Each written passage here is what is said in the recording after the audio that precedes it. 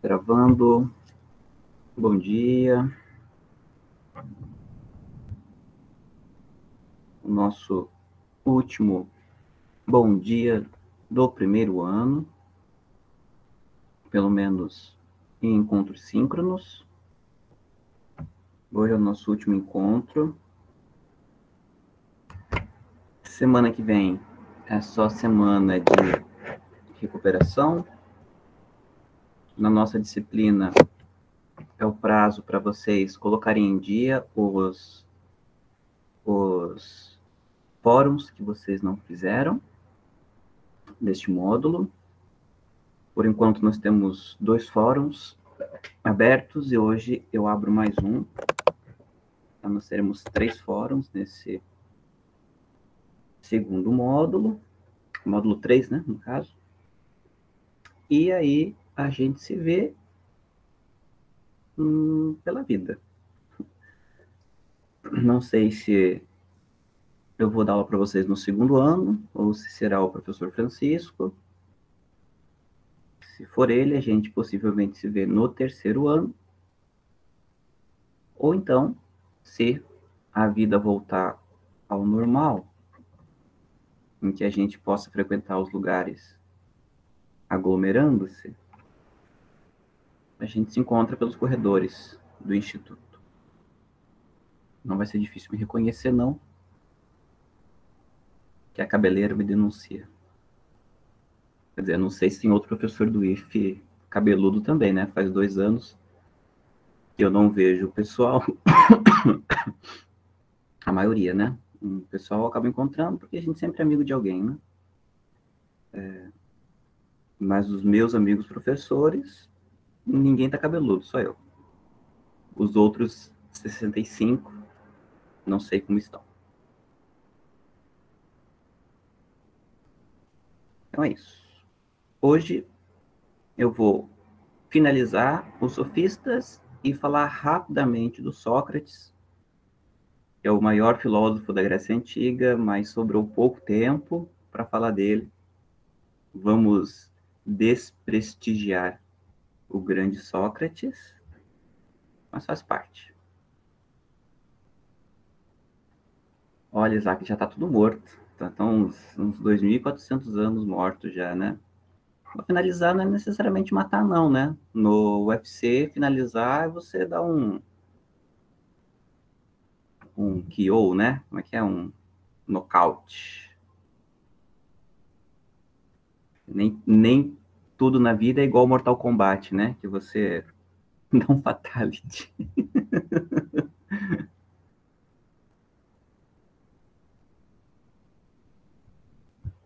Isso, que na out. Vou falar em Mortal Kombat. Ontem, pela primeira vez, eu cheguei na fase final do Mega Man 4, acredita? Graças à ajuda do meu filho de 7 anos. Aí ontem à noite tive que ouvir ele falar assim, papai, amanhã, quando eu chegar no Dr. Willy, que é o boss final, eu vou entregar o controle para você realizar o teu sonho de terminar um Mega Man.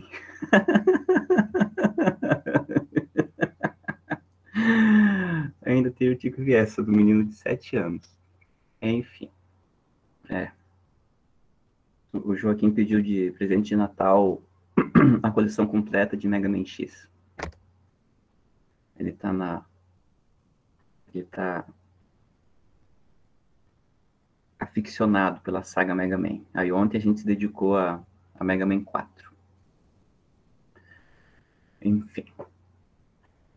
E o Sócrates e os sofistas? Bom, semana passada eu terminei falando que os sofistas eles tinham uma compreensão pouco comum acerca da verdade, né?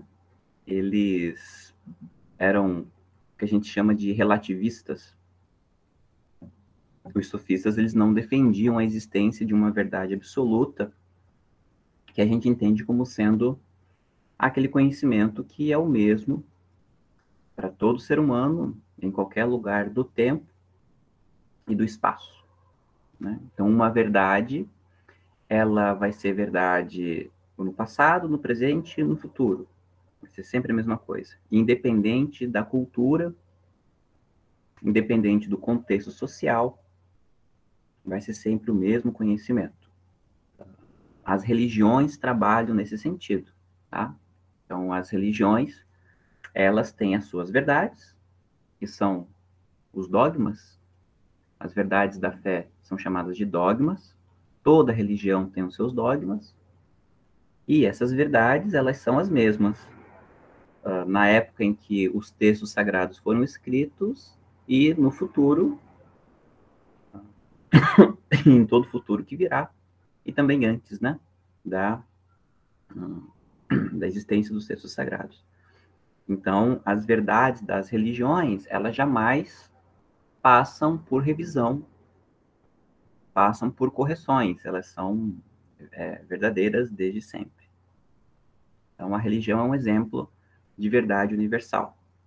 Tanto é assim que muitas religiões, elas têm como premissa o que se chama de, no cristianismo, né, se chama de missão, os missionários. O que os missionários fazem? Eles vão até aquelas pessoas que não conhecem a verdade, no caso, a religião deles, e anunciam a verdade para essas pessoas, a fim de que elas se convertam à religião e assim então possam conhecer e viver conforme a verdade. Tá? É isso que motiva os missionários, né? Tem um nome técnico, mas eu esqueci. Mas no cristianismo se chama missionário. Então eles vão para converter as pessoas. O que seria essa conversão? É apresentar a verdade para as pessoas e fazer com que essas pessoas sigam então a verdade, porque até então as pessoas vivem no erro, né?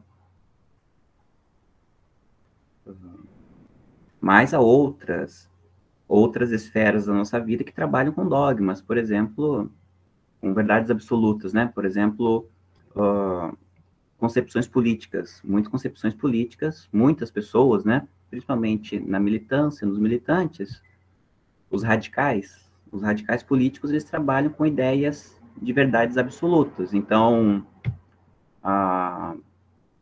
os fundamentos do liberalismo é que são a verdade verdadeira, né? Ou então no marxismo, a revolução dos trabalhadores é que é a verdade verdadeira, tá? E assim por diante. Boa parte de nós também acreditamos na ideia de verdade absoluta, porém, na vida a gente acaba sendo relativista. Muitos de nós, num debate ou numa pergunta, a gente sempre acaba começando com a resposta dizendo depende. Ah, depende. Né? Quem começa falando depende sempre é um relativista. O relativista sempre responde depende. Porque o que é o relativismo? É essa ideia de que não há um conhecimento universal, de que todo conhecimento que nós temos é um conhecimento que é localizado a partir das nossas experiências. Então, tudo o que eu sei sobre o mundo é o que eu experimento ou experimentei do mundo. Só que as pessoas, elas têm diferentes experiências na sua vida. O modo como eu conheço o mundo não é o modo como vocês conhecem o mundo. Então, nós temos visões diferentes a respeito dos mesmos fenômenos, muitas vezes. Vou dar aqui um exemplo besta. E é um exemplo mentiroso, tá? Porque é só um exemplo.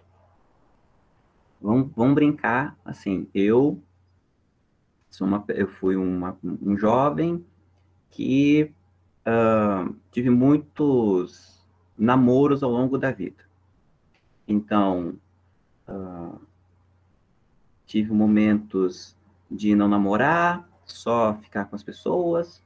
Tive momentos de namorar por muito tempo, tive momentos de namorar pouco tempo, tive momentos de morar junto, tive momentos de morar separado, tive casamento no papel, tive só ajuntamento de roupas. e sempre deu errado. Sempre deu errado os relacionamentos, sempre terminou, sempre foi uma sofrência danada. E aí, hoje, no alto dos meus 38 anos, eu digo: o amor não existe, isso é bobagem, quem acredita no amor está se enganando, né? Porque eu já me relacionei tantas vezes e sempre deu errado. Então, esse negócio de amor não existe.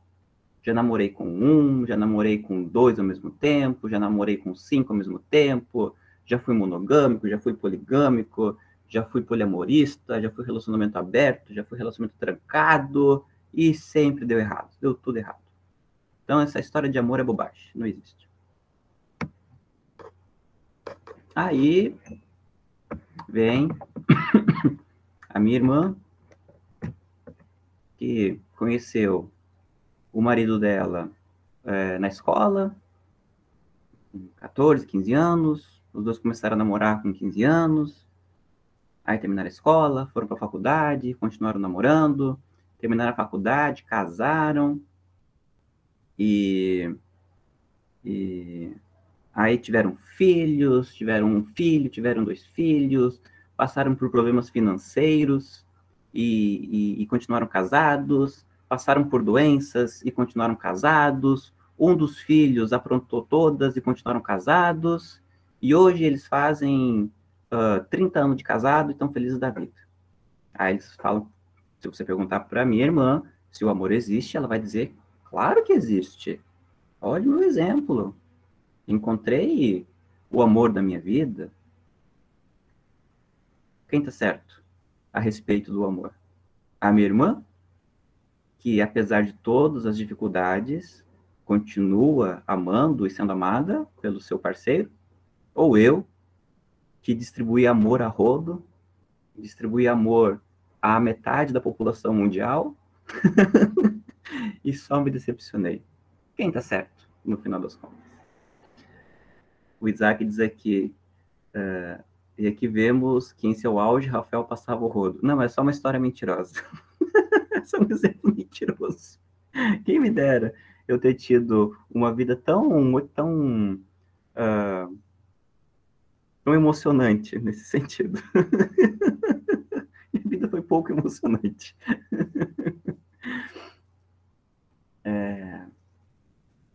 Então, quem está certo? Né? Eu, que tive experiências fracassadas de relacionamentos, ou a minha irmã, que tem ou teve uma experiência exitosa de relacionamento? Né? O relativista vai dizer que os dois estão certos, porque, afinal de contas, né? Como é que a minha irmã vai me convencer e eu vou convencer a minha irmã? Tá? O relacionamento não funciona para quem passava o rodo, Gustavo diz. Não, mas olha só, mas eu passava o rodo quando eu estava solteiro, né? Quando eu estava amaziado, não, era certinho. Eu seguia as regras do relacionamento.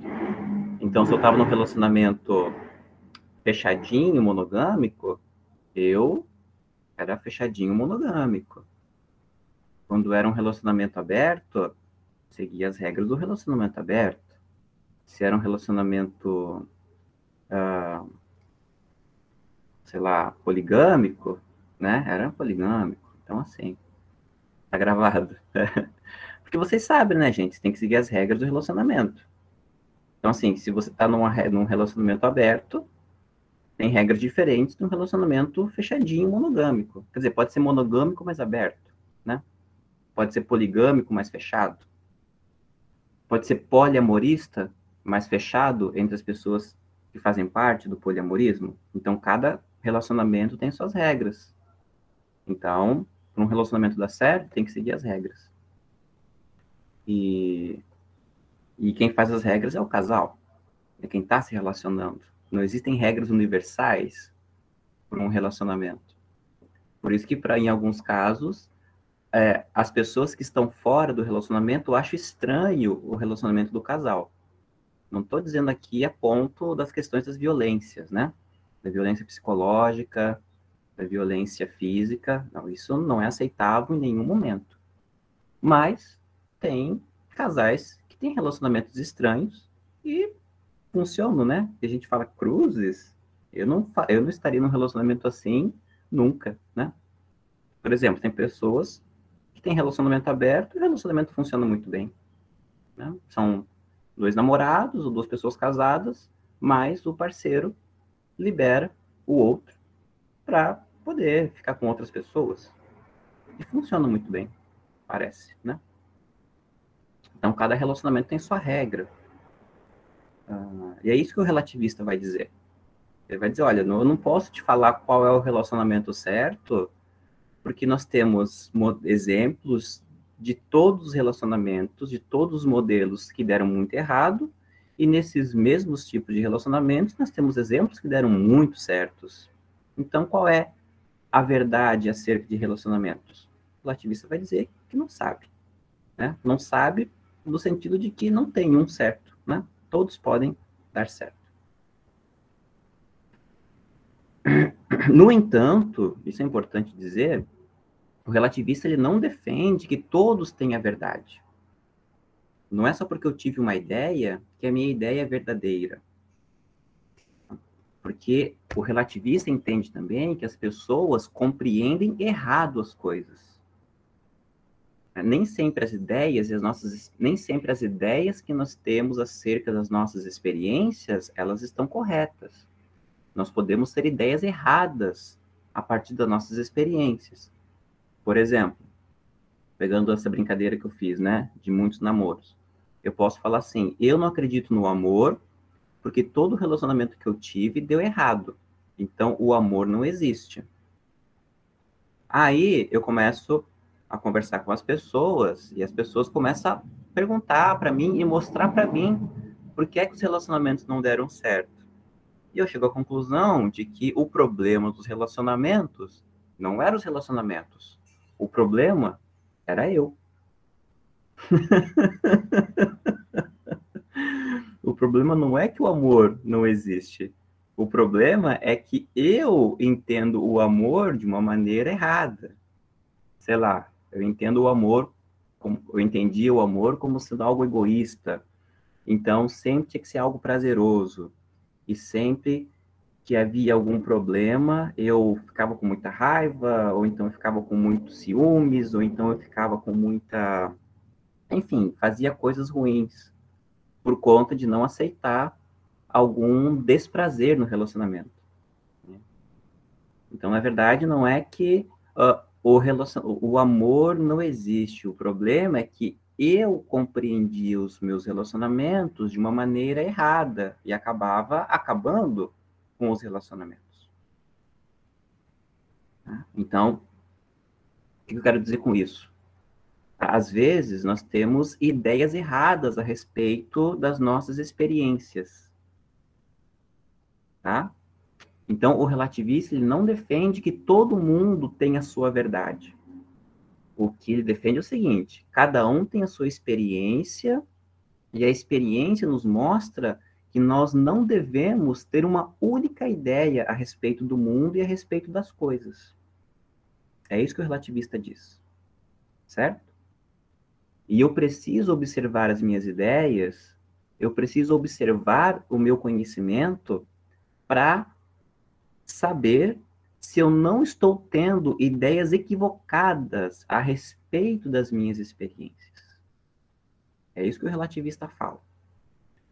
Não existe uma única verdade, porém, nem toda ideia ela é verdadeira. Existem muitas verdades. Tá? E a gente tem que cuidar que entre essas muitas verdades também existem muitas ideias erradas. Então, ser relativista é muito mais difícil do que ser um defensor da verdade absoluta.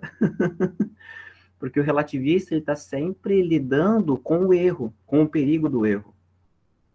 Né? Já que ele admite a possibilidade de muitas verdades existirem. Porém, é preciso cuidar para que as muitas ideias que nós cultivamos não sejam tidas como verdade quando elas são enganos, elas são erros. Então, isso é ser um relativista, tá? E os sofistas eram assim. Os sofistas eram relativistas. Eles defendiam esse ponto de vista a respeito do conhecimento, tá? E o Sócrates não gostava nada disso, né? O Sócrates, ele era um defensor da verdade absoluta, da verdade universal, do conhecimento que é o mesmo para todo mundo. E a filosofia do Sócrates, ela se mistura com a vida do Sócrates. Lembram que eu disse que o Sócrates acusava os sofistas de não serem mestres e nem não serem sábios, porque eles vendiam a educação. Eles cobravam pelo exercício de ensinar os cidadãos de Atenas ou de qualquer outra cidade. Enquanto o Sócrates entendia que ser filósofo era não apenas ensinar, mas era ter um modo de vida filosófico. Então você não apenas ensina filosofia, mas você vive de maneira filosófica. A filosofia é um modo de vida. Isso porque o Sócrates entendia que ele, enquanto filósofo, tinha recebido uma missão dos deuses de ajudar as pessoas a encontrar a verdade, de ajudar as pessoas a conhecer a verdade, a se libertar da ignorância. Tanto que ele dizia que ouvia um daimon. Né? Um daimon seria um espírito que falava ao ouvido dele, né? E compartilhava coisas com ele. Então, o Sócrates era contra a visão do filósofo enquanto profissional, porque para ele, ser filósofo era viver de maneira filosófica. E aí a gente entende o fato do Sócrates ele passar o dia inteiro na rua. Ele era um velho. Quando ele se torna o grande filósofo da Grécia, o grande filósofo sentido de mais conhecido, né? Ele já era um velho, um senhor, que passava o dia inteiro na rua, principalmente no mercado público, que seria uma grande feira, né, em Atenas, conversando com as pessoas. Mas não tendo conversas sobre futebol, sobre o último capítulo de Verdades Secretas, não, né? Ele debatia filosofia, ou ele instigava as pessoas a pensar filosoficamente. E então você estava de boas lá no Mercadão de Atenas, como diz o Isaac, lá escolhendo a laranja, comprando os temperos para o almoço. Aí chegava o Sócrates e falava assim: Ô Isaac, meu amigo, tudo bem com você, Isaac? Ah, tudo bem, Sócrates. Então, Isaac, estava observando aí que você estava escolhendo umas laranjas. Você gosta de laranja, né? Sim. Aí só que você, boa, poxa, então eu imagino que quando você bebe um suco de laranja, você fique feliz. Daí Isaac, sim, fico feliz. Só que, poxa, já que entramos no assunto da felicidade, Isaac, me diga, o que é felicidade? O que é ser feliz, Isaac? Aí começava o papo, né? Aí eu só falo assim, poxa, Isaac, então ser feliz. O Isaac fala, pô, ser feliz é tomar um suco de laranja geladinho. Eu só que te fala, pô, Isaac, então quando você não toma suco de laranja, você não é feliz? O Isaac fala, não, claro que não, sou feliz, né? Mesmo sem laranja. Então o que é felicidade? Se você é feliz com laranja e sem laranja, o que é felicidade? E aí a conversa ia, né? Até que a pessoa se encheu o saco do Sócrates. Obviamente, né? Que pensa, você está de boaça na rua, chega um cara que começa a te fazer perguntas filosóficas. E não sossega. Então essa era a vida do Sócrates. A vida de aposentado dele. E assim, diferente do que a gente possa imaginar como seria a pessoa do Sócrates, né? Ele não tinha nenhuma aparência de filósofo. O Isaac pergunta se Sócrates trabalhou sim, quando ele era novo, jovem, novo, ele trabalhava. Uhum. Tem até alguns testemunhos que dizem que ele foi soldado, chegou a lutar em algumas guerras, em algumas batalhas. Mas ele trabalhava, quando jovem trabalhava. E aí é possível, né, que então ele pudesse fazer filosofia sem cobrar, porque ele tinha alguma renda, né? Porque, enfim, não tinha como.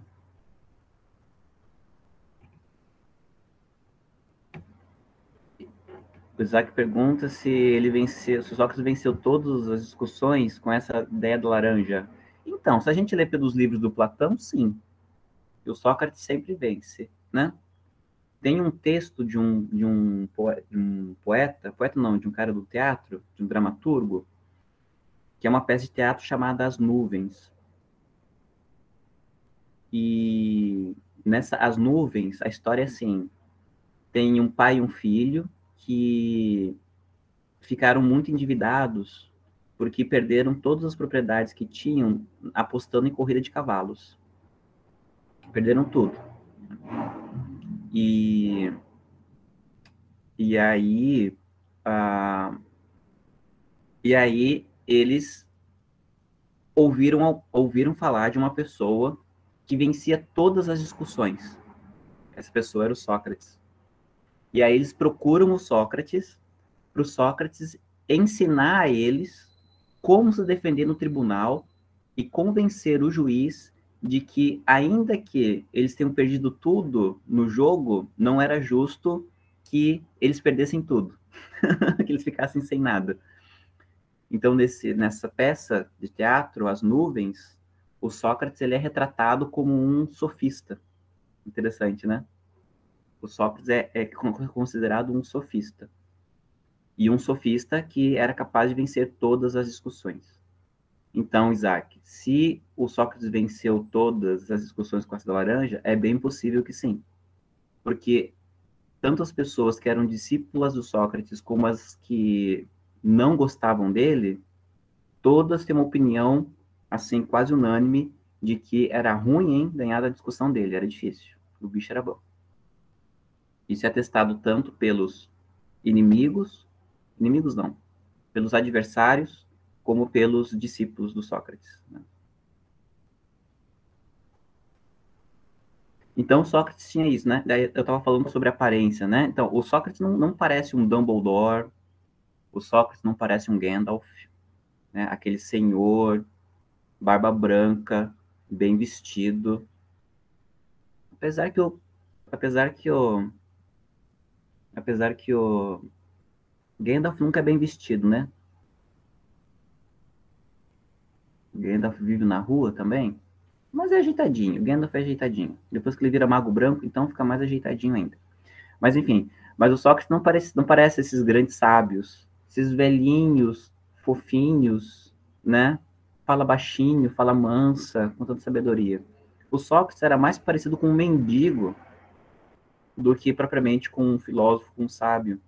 Dizem que o Sócrates era muito feio, muito, muito feio. E parece que ele não tinha hábitos de higiene também. Então ele estava mais para um maltrapilho do que propriamente para um sábio, para um filósofo. Esse era mais um dos motivos da galera não gostar dele. Então eu dizia, né, que a vida do Sócrates se mistura com a filosofia dele e a filosofia dele se mistura com a vida. E como é que eu explico isso para vocês? Conta a história do Sócrates que um dia ele estava nessa vida filosófica dele na rua, conversando com as pessoas, convidando as pessoas para uma reflexão filosófica. Eu digo assim, entre aspas, porque ele estava enchendo o saco das pessoas, na verdade, né? Desculpa, Sócrates, mas é verdade, estava enchendo a paciência das pessoas. Aí chega um amigo do Sócrates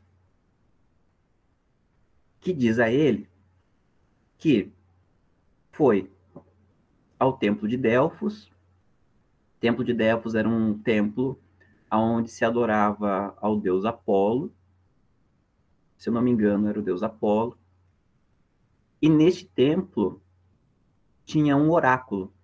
Oráculo era um sacerdote que, dentre todas as virtudes, era capaz também de falar sobre o destino das pessoas. Revelar alguma coisa acerca do destino das pessoas. E esse amigo do Sócrates pergunta para o oráculo quem era a pessoa mais sábia de Atenas. Quem era a pessoa com mais sabedoria em Atenas? E o oráculo fala, a pessoa mais sábia é Sócrates. O amigo sai do templo e vai encontrar o Sócrates e fala, olha, eu estava no templo, perguntei para o oráculo quem era a pessoa mais sábia e o oráculo falou que era você. O Sócrates não aceita muito a ideia, ele acha a ideia estranha, ele não concorda no primeiro momento, porque ele diz que na cidade há pessoas muito mais sábias do que ele e muito mais importantes, enquanto ele era apenas uma pessoa que ficava o dia inteiro na rua conversando com as pessoas. Mas, como o oráculo tem contato com os deuses, né? Então, duvidar do oráculo seria duvidar dos deuses também. E o Sócrates não queria isso. Né? Ninguém quer duvidar dos deuses. É meio perigoso. Aí o Sócrates fala que vai, então, compreender, vai estudar, vai pesquisar para tentar compreender o que o oráculo quis dizer com isso, com ele sendo a pessoa mais sábia da cidade. E aí o Sócrates ele vai conversar com as pessoas consideradas sábias na cidade. Por exemplo, ele vai até o juiz. O juiz, em tese, é uma pessoa que conhece muito, que sabe das coisas. Ele encontra o juiz e diz, ô, seu juiz, você que é um cara estudado, você que é um homem da lei, me diga uma coisa, o que é a justiça? Você que trabalha com a justiça, o que é a justiça? O que é ser justo? Aí o juiz fala, a justiça é você tratar todo mundo igualmente. Ser justo é tratar todos igualmente. Aí o Sócrates fala, boa resposta, seu juiz. Mas eu fiquei com uma dúvida. As pessoas não são iguais. As pessoas, elas são diferentes. As pessoas, elas têm necessidades diferentes. Se eu tratar todo mundo igual, eu não vou tratar alguns de maneira injusta? Se uma pessoa precisa... Não, se uma família... Não, melhor. Se uma pessoa precisa de 2 quilos, de 2 litros de água por dia, mas como a maioria recebe somente 1 litro de água, se eu der somente 1 litro de água para quem precisa de 2, eu não vou estar sendo injusto? Aí o juiz fala, é verdade, né? Se eu tratar todo mundo de maneira igual, sendo que todo mundo é diferente, então eu vou estar tratando alguns injustamente. Eu vou estar privilegiando alguns, dando a eles mais do que precisam, e vou estar sendo injusto com outros que têm menos do que precisam, já que todo mundo é diferente, né? Então, seu juiz, o que é justiça? O juiz fala, bom, então justiça é dar o que cada um merece. Eu Sócrates, parece um bom caminho, mas eu fiquei com uma dúvida. Como é que a gente vai decidir o que cada um merece? Quem decide o que cada um merece? É cada pessoa que decide? Mas, se cada pessoa decidir o que merece, a tendência é pedir mais do que merece. E se for outras pessoas que decidem o que cada um merece, as pessoas sabem exatamente o que cada um merece ou não. Sem contar que existem as inimizades, né? Às vezes a pessoa merece mais, mas o grupo vai dizer que não pode, porque não gostam dela. Então, como é que a gente sabe o que cada um merece? Aí o juiz, é verdade. E aí conversa vai, conversa vem. O juiz dizia, não sei. Não sei o que é justiça, Sócrates.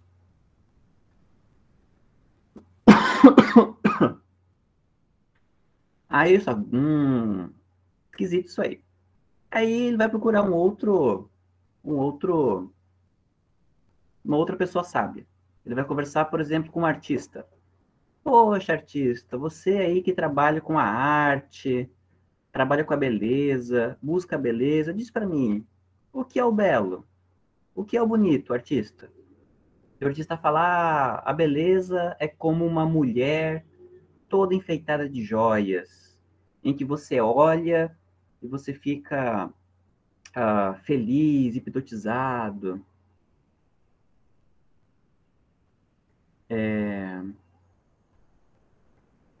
Aí o Sócrates fala assim, poxa, mas então uma mulher sem joias não é bonita? O artista, não, a mulher sem joias é bonita também, porque a mulher sem joias tem outras virtudes. Poxa, então o que que é beleza, o seu artista? A beleza é como um pôr do sol, a luz do dia, né? Um pôr do sol bonito na montanha. O Sócrates fala, peraí, mas e um dia chuvoso também não é bonito? Um dia que tem a chuva, você vê a chuva caindo nas árvores. Daí o artista, é verdade, chuva também é bonita. E aí, conversa vai, conversa vem. O artista diz, não sei o que é beleza. E o Sócrates fez isso com todas as pessoas consideradas sábias na cidade. Com todas. E aí o Sócrates entendeu o que é que o oráculo quis dizer quando disse que ele era o mais sábio. Nessas conversas, o Sócrates percebeu que os ditos sábios da cidade, eles achavam que sabiam, mas na verdade eles não sabiam. O juiz achava que sabia o que era justiça, mas não sabia. O artista achava que sabia o que era beleza, mas não sabia. E assim por diante. E ele entendeu por que que ele mesmo era sábio. Porque enquanto os outros pensavam que sabiam, mas não sabiam, o Sócrates, ele sabia de uma coisa que ele não sabia. O Sócrates sabia que não sabia. Enquanto todos os outros achavam que sabiam, mas não sabiam, o Sócrates sabia que não sabia. E aí então vem a famosa frase que o Isaac já colocou aqui, o só sei que nada sei. O Sócrates era o cara mais sábio de Atenas, porque ele sabia da sua ignorância. Ele sabia que não sabia. Só sei que nada sei.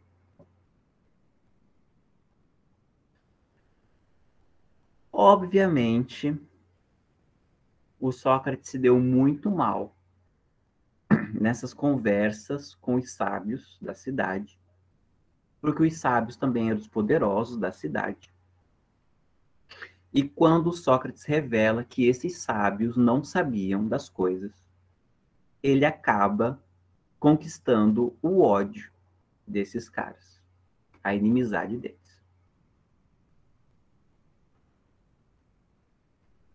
Acabou que o Sócrates foi acusado de corromper a juventude, porque o Sócrates fazia as pessoas pensarem criticamente. E aí, então, começaram a acusar ele de corromper a juventude. Hoje em dia, né, se o Sócrates estivesse vivo hoje, ele seria acusado de doutrinador.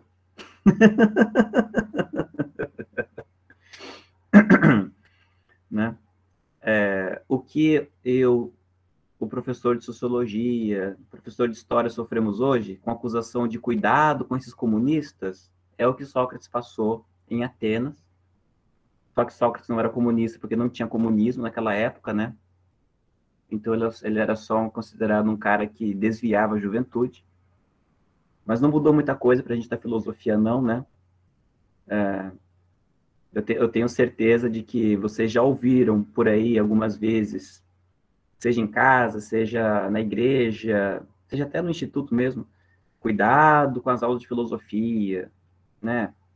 Cuidado com o professor de história, cuidado com as aulas de sociologia, muito cuidado, né? Porque são doutrinadores, cuidado.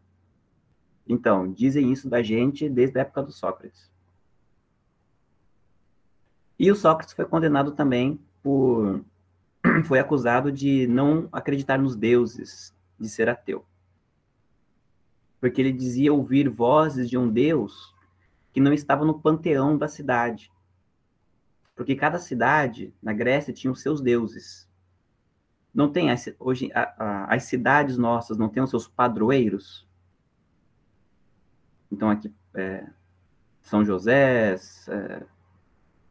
São Francisco, né? Cidades têm padroeiros, né?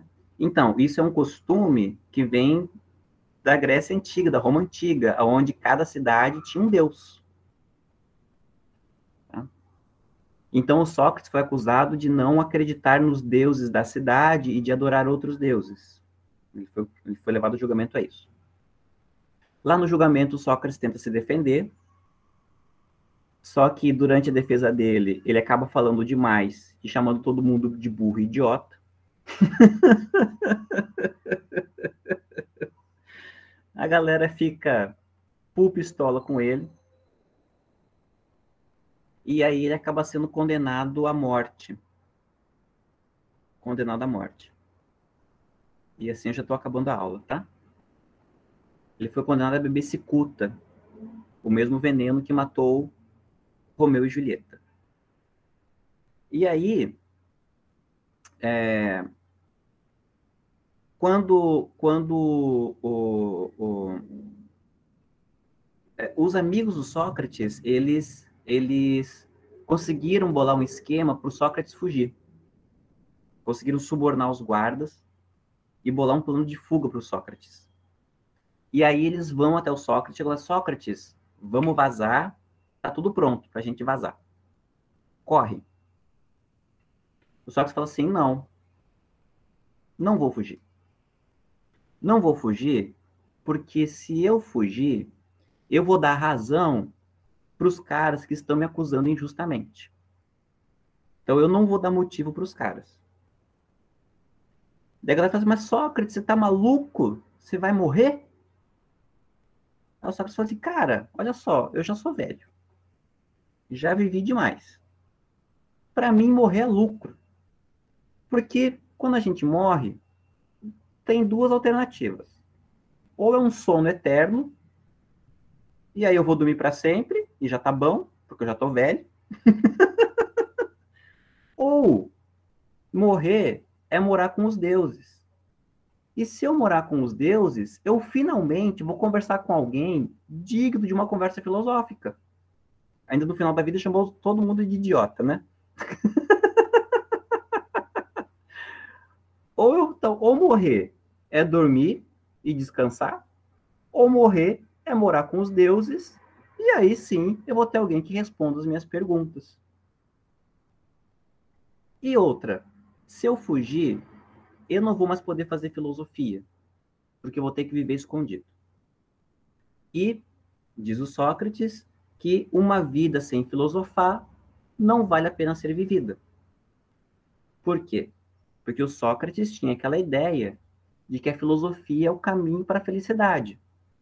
Só é possível ser feliz se você tem conhecimento. E só é possível ter conhecimento fazendo filosofia.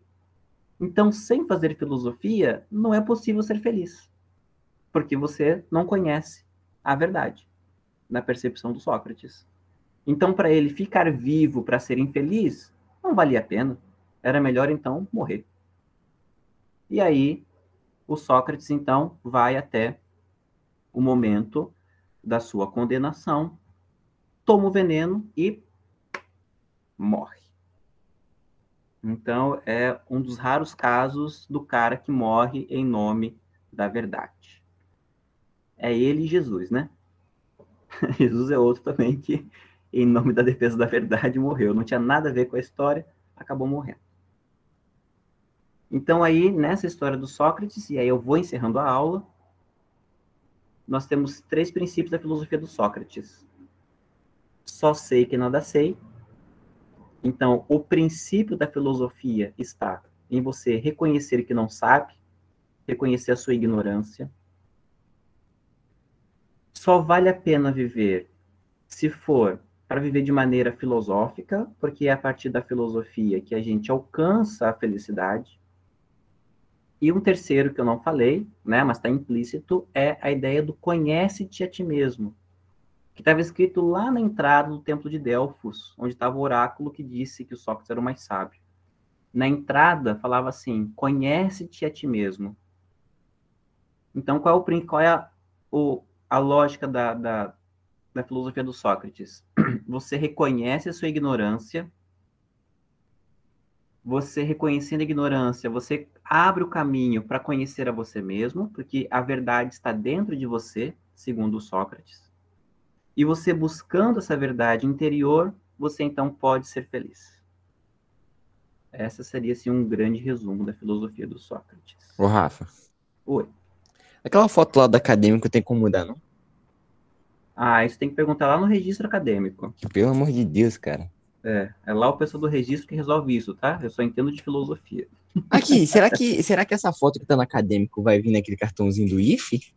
Não sei, gente, não sei. Nossa, porque se vier no cartãozinho aí, ferrou. Eu não sei, essas burocracias eu não sei de nada, não. Eu vou tacar uma isolante no cartão. Gente, olha só. Foi bom estar com vocês. Infelizmente foi nesse momento assim tão diferente, tão pandêmico, né? Mas ainda assim foi bom. Espero que vocês tenham sucesso nessa caminhada de vocês, nesse finalzinho aí de primeiro ano, que vocês cheguem com tudo no segundo ano, e por mais difíceis que as coisas pareçam ficar, em alguns momentos no IFE, não desistam, porque passa. Porque passa, tá? O IFE é só uma passagem na vida de vocês, mas eu espero que seja uma passagem positivamente marcante. Se a gente não se encontrar no próximo ano, como eu disse lá no início da aula, a gente se encontra pelas rotinas do Instituto. Precisando de mim, vocês têm o meu e-mail, é só escrever, no que eu puder ajudar, estarei sempre à disposição. Tá bom? Felicidade para vocês e sucesso nos sonhos e tudo que vocês planejam aí na vida. Tá bom? Ô, Rafa, sua nota sai quando? Ah, respondo o fórum até dia 23, e aí se eu conseguir corrigir dia 23, antes das férias, tem nota. Senão, só em fevereiro, porque eu vou tirar férias também. Ah, beleza, então. Valeu, gente. Tchau, tchau. Ô, Rafa, Oi. o fórum que tem que fazer, você já abriu? Tem 2 abertos e eu vou abrir o terceiro hoje. Beleza. Tá? Boa tarde, valeu.